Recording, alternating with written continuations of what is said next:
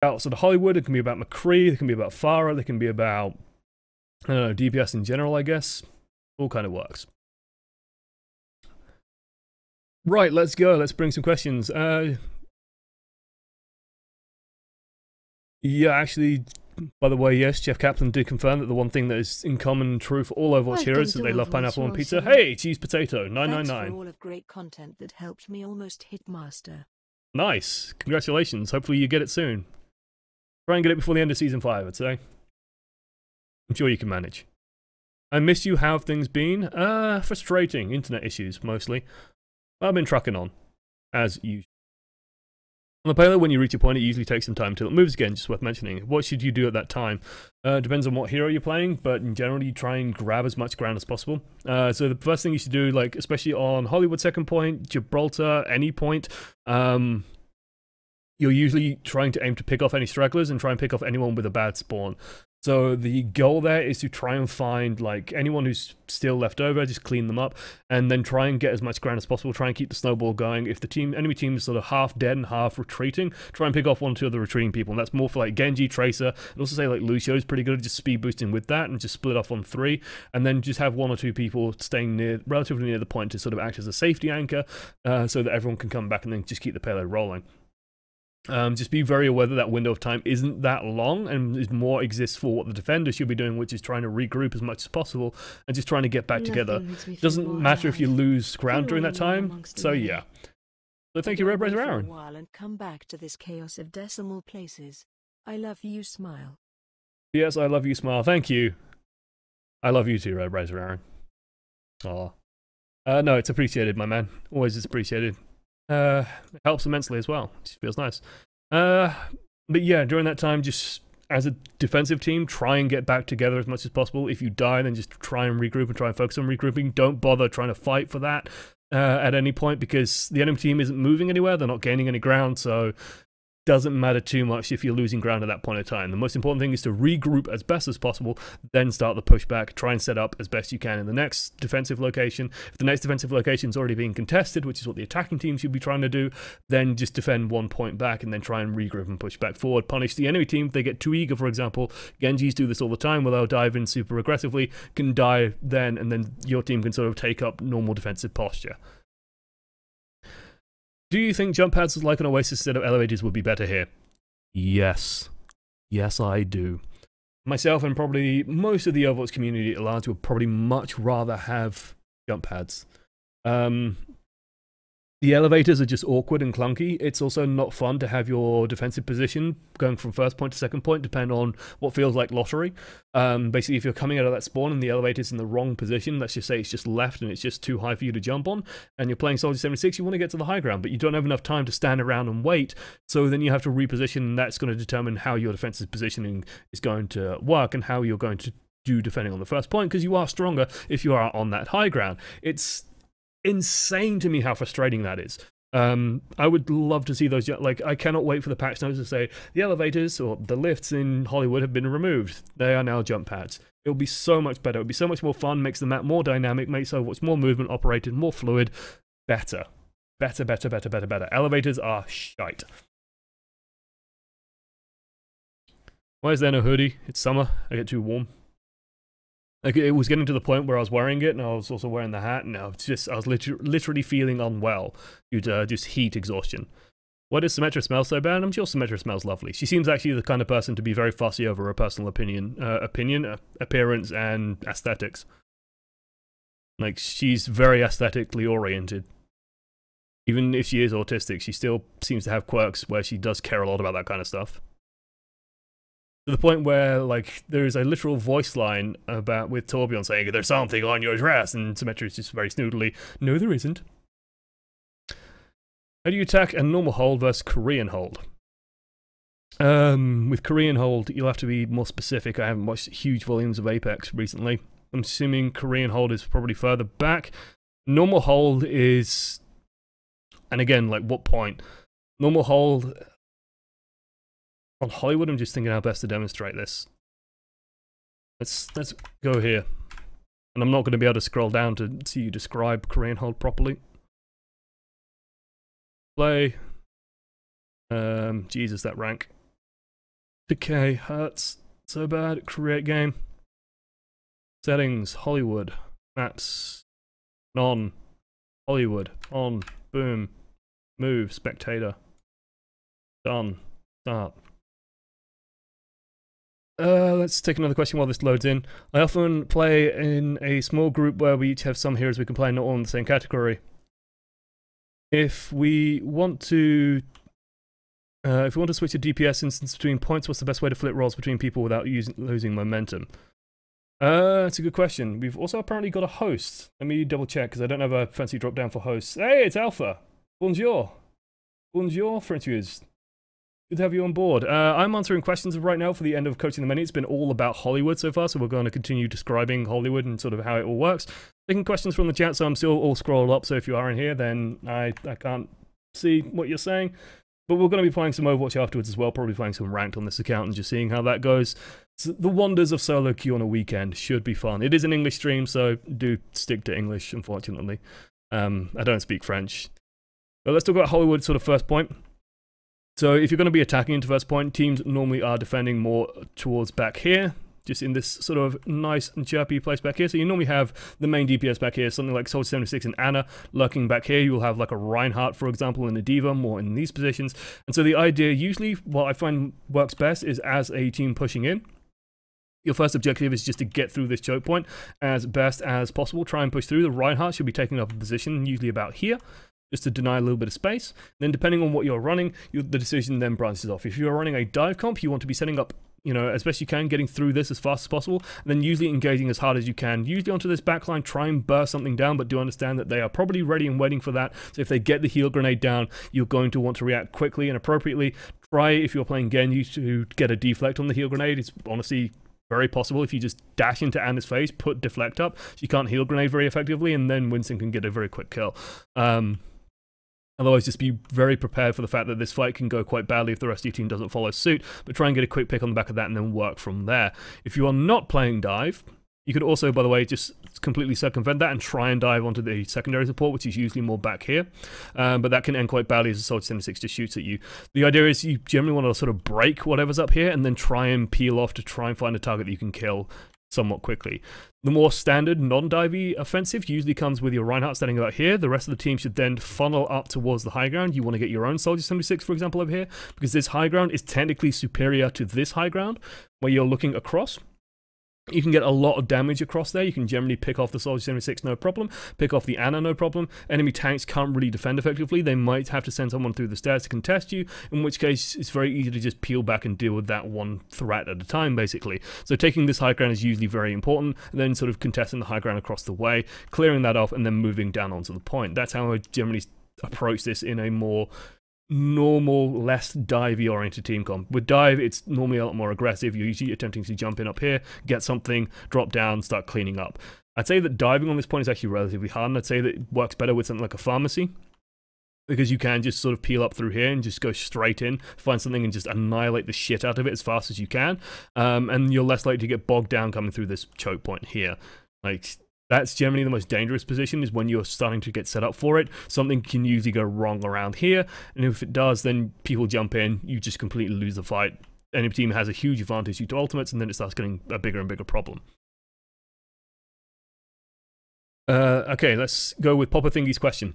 I often play in a small group where we each have some heroes we can play not on the same category. If you want to switch a DPS, for instance, between points, what's the best way to flip roles between people without losing momentum? So it's very difficult when you're sort of swapping two heroes, because you're basically losing ultimate charge on both of them.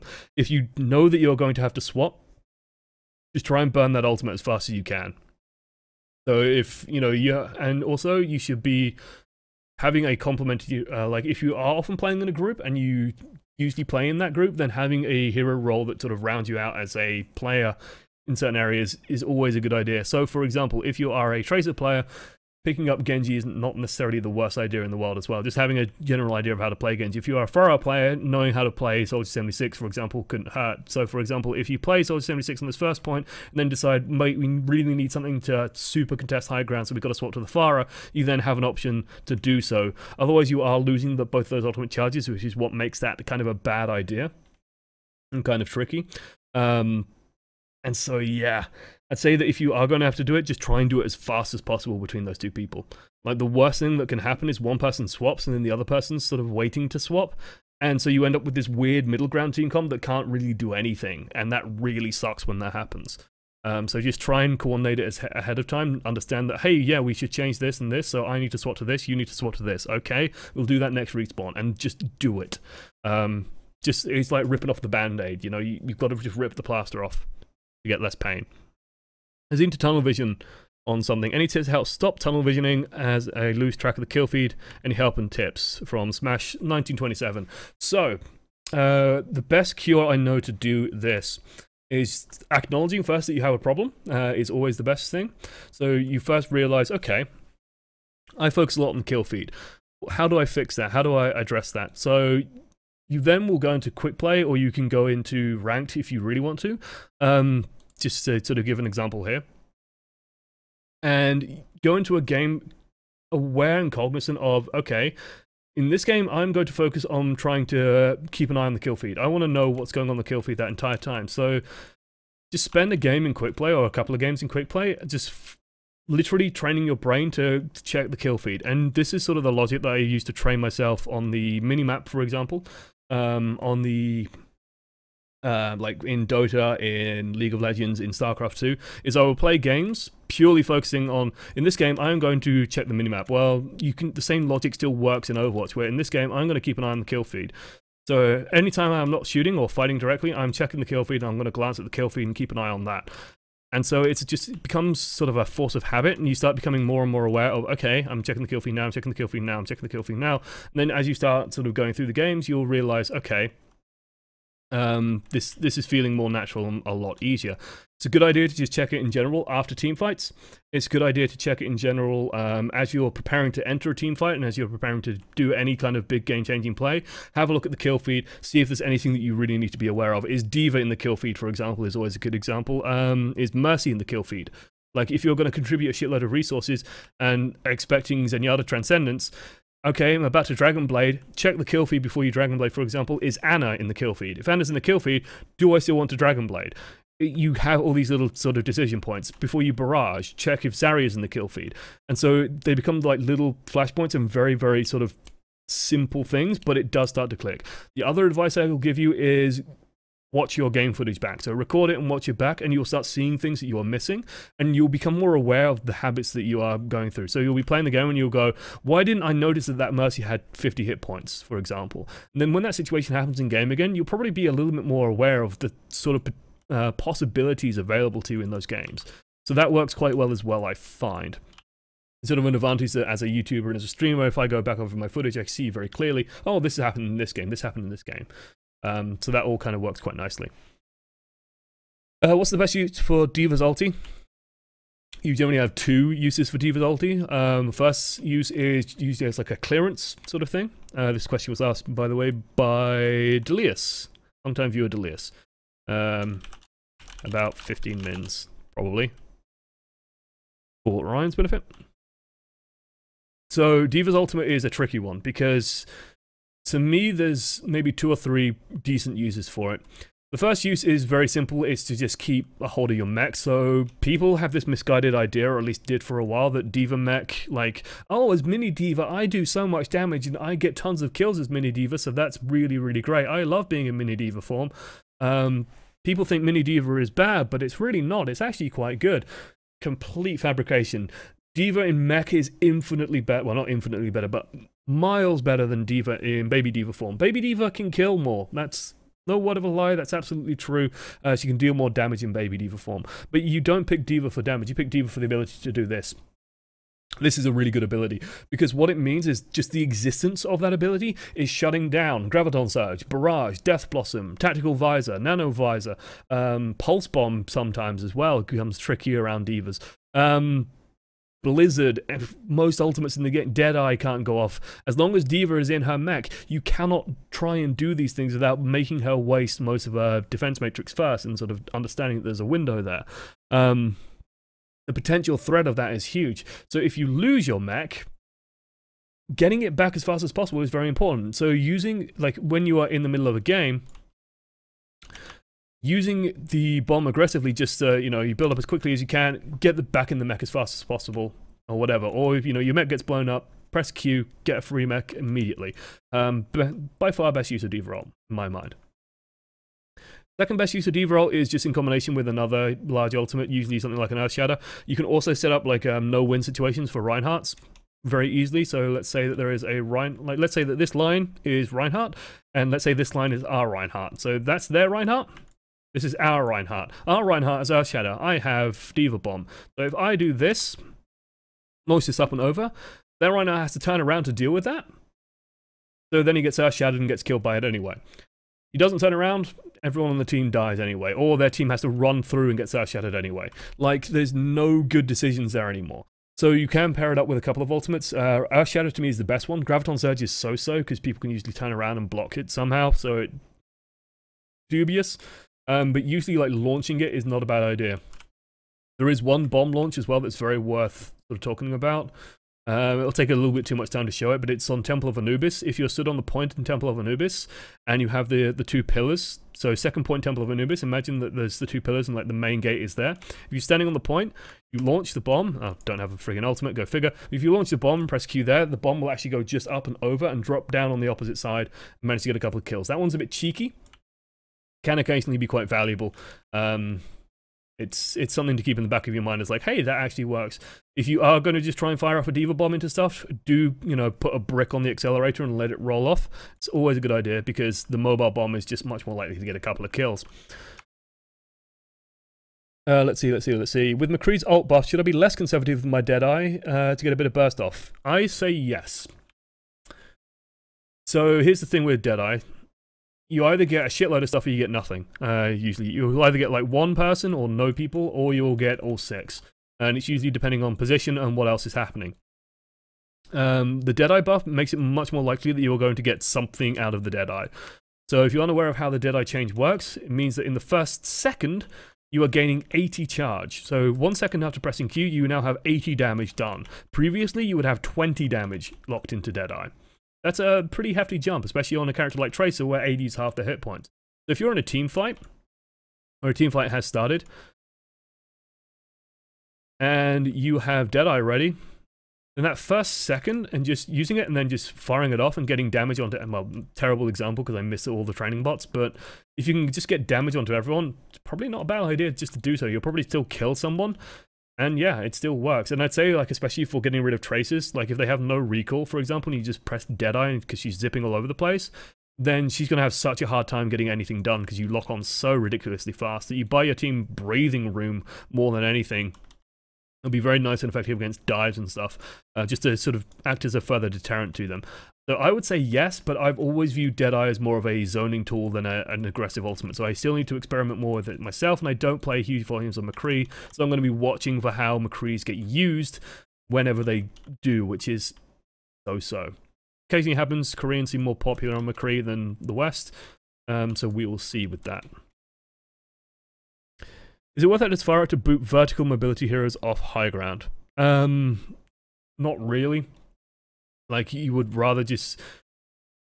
I say not really, but you can force them to sort of use it. So if you've got to be sort of planned in how you're going to react off the back of that. There has to be some sort of purpose to it. If you're just knocking them around for shits and giggles, like, oh lol, Hanzo or Genji's on the high ground up here, I'm going to boop him off, and then you boop him off and he just double jumps straight back. That's not doing anything. You might as well use the boop yourself, get some ground gain, close the gap, for example, get some more damage done. But the other thing is, if it's a D.Va and she uses her rocket booster, that means she can't use that rocket booster again for a little while. So you can use it to sort of exploit these non-mobility heroes. I would say like D.Va, Winston, for example, are good examples of that. Something like Genji, Hanzo, less so. But you generally want to just be more focused on knocking around like Reinhardt's and shit. It's a very minor thing, I'd say, as far as decision-making goes, even. Niblong16 asks, why Pharah pretty much defines which team will win in gold and below, and what can be done to make her less mandatory at this SR bracket? The team that can't counter apparently loses. That's true fucking all the way into top 500, to be honest, at this point. Pharmacy is very, very strong at the moment. I'd say that Pharah on her own is probably just, like, I'm fucking terrible at Pharah, by the way, in case you didn't notice. Pharah on her own is probably true until about gold, but when you get past gold, you just need to attach a Mercy to it, and it's gonna just start rocking people's socks off. I'd say that the reason why it works in gold and below is because the aim of the Soldier 76s, for example, isn't to the point where the Pharah is adequately countered. Like, the damage just isn't reliable enough to shut her down that well, to where other healers can't support her. The reason why it stops working with Pharmacy is because Pharah, Mercy heals up enough of the damage that the Soldier can do at mid-range that the Pharah just has infinite space to play around with effectively. Best ways to deal with it? Having a Zenyatta. Helps immensely. Just putting Discord orbs on it just limits what the Pharah can get away with. So Zen, extremely good. Zen can also just land a couple of shots in, get a couple of kills, makes a huge difference. D.Va as well. Would be remiss not to mention that D.Va just completely shits on Pharah. If you talk to Valkyria, like Valk, if you aren't aware, is a huge Pharah main, one of the best Pharah players in the world, and asking Valk, you know, what would you rather see deleted, Ana or D.Va? He even says D.Va every single time, and Ana annoys the shit out of him. And that was even back when Ana did 80 damage a shot, but D.Va completely nullifies what a Pharah can do. So playing D.Va properly can also just work super effectively. If you are getting shat on by a Pharah, swap to D.Va as your first solution. Just put defense matrix between her rockets and the target. The reason why it's so effective is if you think about sort of, let's say that grate with the ice on it is the enemy team. The rocket has travel time, okay? So at any moment during this time, during the point the rocket is traveling, if the D.Va has defense matrix in there even for a second, all that damage is gone. If it's a hit scan hero, then the defense matrix has to be up at the same time that the Pharah is firing. But because there is that lag time, it's very easy for D.Va to anticipate where the damage is coming, so she can easily react to it and cover it.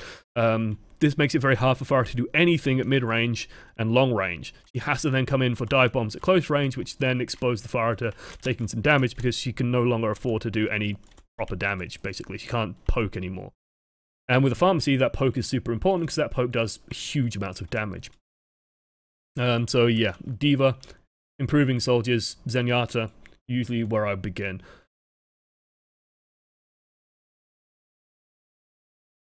Assuming you have a team that can't contest high ground through the streets phase of Hollywood, first fairly mobile team, what would you do?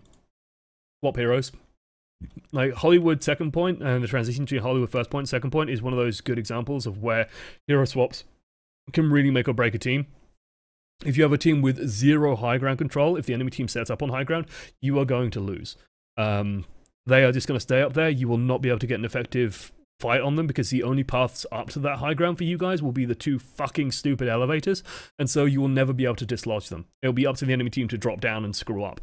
But if the enemy team just stays up there, then you're going to have no problem. So you need to start swapping up some heroes, get a Genji, get a Winston, get a D.Va, get a Pharah, get something that can contest that. Pharah is extremely good at it because you can just do this, knock a couple of people down, let the people on the ground sort of start killing people, all that good stuff. So that's definitely an instance where, you know, if you're going from first point to second point and you're thinking, this, like, our team lineup cannot contest high ground and they're all set up on it, that's when you get into voice chat and say, hey guys, or you just type in chat, hey guys, we should probably swap one or two things to fight on the high ground. The Hollywood lifts will never change except your last fate. Never. I will keep complaining. Yeah, Alpha. Nice. Thank you, Alpha, by the way. It's appreciated. I'm still scrolling through chat slowly, so I missed bits and pieces. It's hugely appreciated, of course. On second point, Hollywood defense. It's not always easy to get kills from the high ground as the car keeps moving during that time. How to deal, basically. Don't panic. So let's say that this is like first point Hollywood defense, second point Hollywood defense even. So the cart usually sort of rolls around the corner and then just keeps on going. If you're playing Soldier 76, for example, just don't panic. The route itself is generally pretty narrow between where the payload and where the cover is, so you can generally get a couple of kills there. And yeah, just keep you cool. Just keep shooting. Don't panic too much. You have advantage. You are able to hit targets. There's not much cover for them to actually hide behind if you just keep repositioning yourself. You will be able to find angles to get kills. Don't anticipate that, oh, the payload is just still rolling. It's just sort of got underneath where the bridge is. Oh my god, we're losing. I've got to drop down and contest it. If you do need to send someone to drop down and contest it, send down stuff like D.Va, for example. Winston, for example. Stuff that can drop down, contest it, stay on it. D.Va is extremely good for doing this, by the way. In any instance where you're defending from high ground, D.Va should usually be the first person to drop down and contest. Because what happens then is the D.Va can drop down, contest for a while, and then come back up for safety, reheal, and then go back down again, stall out the payload for even longer. So there's a lot of different opportunities there to sort of make a lot of stuff work. Thank you. The lot's liking as well. Not even a message in there, just a tip. It's Hugely appreciated, my man. Let's see. When should you try and flank as McCree? We saw him. Oh god, there's another one. Nolly Quinn, hey, with the 7 months, beautiful. Super General Guy, when you try and flank as, when should you try and flank as McCree? We saw in this footage that going for a flank instead of sticking with the team made a big impact on the fight. Would this have been more viable with another damage character? Not really at that point. So, can I bring up the footage? I can. Like, let's go to this flank because it drove me goddamn crazy to watch. For some reason, doing Darude Sandstorm. So yeah, this is the flank in question.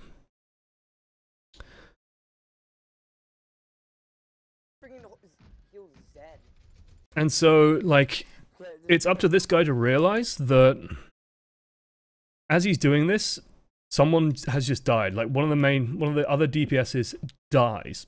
And so when you realize that this has happened, you can then sort of figure out, okay, well, how's the rest of the fight going to go? Well, if there's no damage on our team, so if you just think of, you know, a team fight as like a mathematical construct, and you have, you know, Team A versus Team B, and let's say that Team A does 500 DPS, and Team B does 1,000 DPS, which team wins? It's never surprising, right? Like, Team B's going to friggin' win. And in its simplest form, Overwatch can boil down to this in some regards. Like, the team with more damage on it can just win fights. And if teams are relatively even, more often than not, I imagine the team that does more hero damage especially will win the fight. It's not unsurprising. So, Team A just lost Widowmaker. Now, Widowmaker is dubious as a damage source, but when she can land shots and when she is landing shots, she's actually a pretty enormous fucking source of DPS.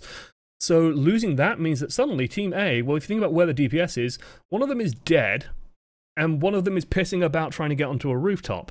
Team B still has everyone alive.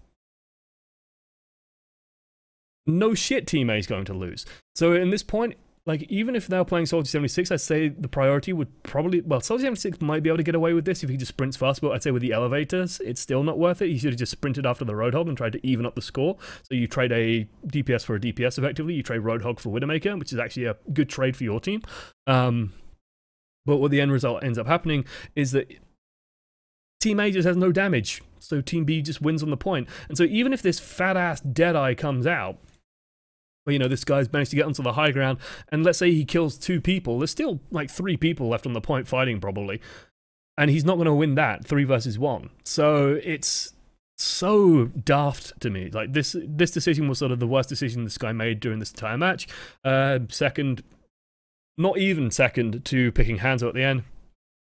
And as such, like, it's basically throwing away this point. If you just chase down the Roadhog, he probably would have been able to kill the Roadhog with the Winston, because Roadhog has no hook. And yeah, feels bad, man.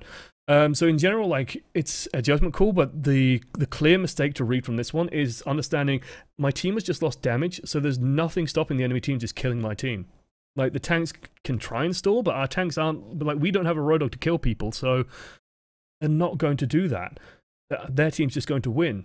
And so during all that flank time, like, my instincts were just saying, yeah, your team's just going to all die by the time you're even in position.